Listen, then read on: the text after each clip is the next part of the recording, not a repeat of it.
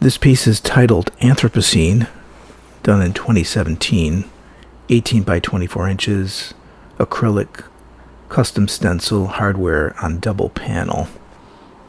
It's the first in the Hash Art series. I call it Hash Art because it's based on the MD5 Hash number. The MD5 Hash is the digital fingerprint in any digital asset. It could be a photograph, it could be a sentence, it could be a word, and that asset could be converted to a 32 character number. And you can do that online. There's many ways of doing that. So I take that number and make some rules based on the number. So in this first one, I spent some time finding a phrase that would become the 32 character number which I would work with.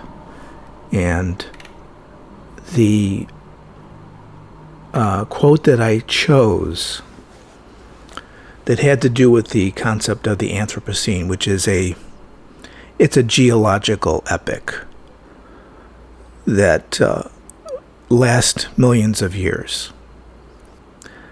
The last geological epoch that we are still in is called the Holocene. I'm not sure exactly when it started. And the one that we are moving to is the Anthropocene. I don't want to go too far into it, but there are several different points at which the Anthropocene had started. I believe one is in the 17th century, and the other ones I believe are 1940, 45, I believe, or whatever year it was that they did the first nuclear test. I think it was 1945. And also I think one of them could be when we started using plastics. So in a million years from now, we're looking at the strata of the geological layers. We'll be able to point to that and say that's when they started using plastic. But anyway, the phrase that I chose was by Paul MacCready, also referred to as the McCready Explosion. And this is the quote. Over billions of years on a unique sphere, chance has painted a thin covering of life, complex, improbable, wonderful, and fragile. Suddenly, we humans, a recently arrived species, no longer subject to the checks and balances inherent in nature, have grown in population, technology, and intelligence to a position of terrible power. So that's the basis of the whole piece. So when I went online and converted that, this is the series of numbers and letters. It's hexadecimal, if anybody is interested in that.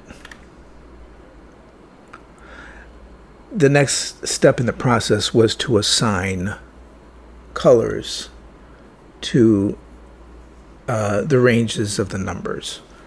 The 3 stencil colors are copper, silver, and gold, and I determined them by a dice roll. The fills within the letters are black, white, and red, and are similarly chosen.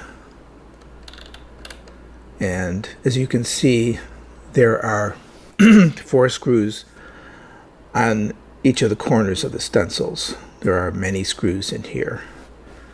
And if you look at the back of it, well, you can't look at the back of it because I covered it, but it was an Iron Maiden, basically. There were, I don't know, it's 32 times 4 screws through the back of it. There would be no way that I could let that be that way, so I had to cover it. And I screwed the back panel on, and then I made kind of an abstract painting there. I mean, I can actually reverse this and use it as an abstract painting, or make something over it. Perhaps Anthropocene 2 on the back of it.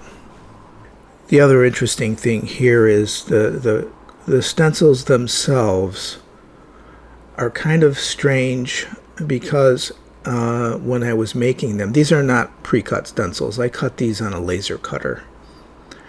And when I cut them, the letters and the numbers that had holes in them, the centers dropped out. So you could see the D is totally dropped out. And the B, both of the holes in the B had fell out. And I had to replace them with screws. I thought that was an interesting solution. I didn't anticipate that. Or maybe I did, and I was kind of disappointed that I had that problem, but it was solved with the screws.